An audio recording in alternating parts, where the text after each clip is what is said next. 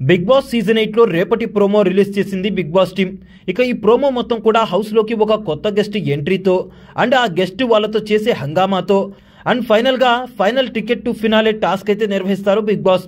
ఇక ఆ ప్రోమో సంగతులు ఏంటో ఇప్పుడు చూద్దాం.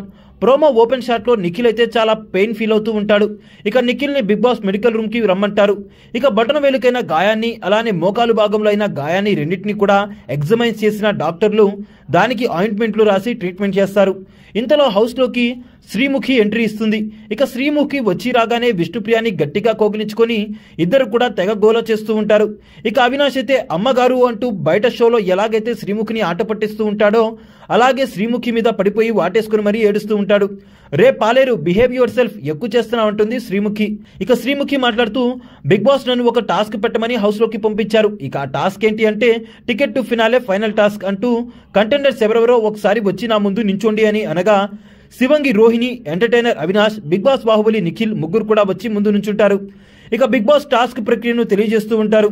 అయితే టాస్క్ ఏంటి, ఆ టాస్క్ ఎలా ఆడాలి అని చెప్పబోయేలోపు ప్రోమోకైతే ఎండ్ కట్ అయితే పడుతుంది.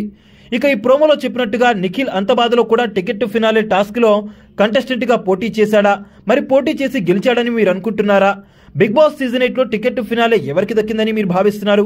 బిగ్ బాస్ హౌస్ లో ఎవరు బాగా పర్ఫామ్ చేసి ఉంటారని అనుకుంటున్నారు? ఈ లాస్ట్ టాస్క్ లో మీ అభిప్రాయాల్ని కింద కామెంట్ చేసేయండి.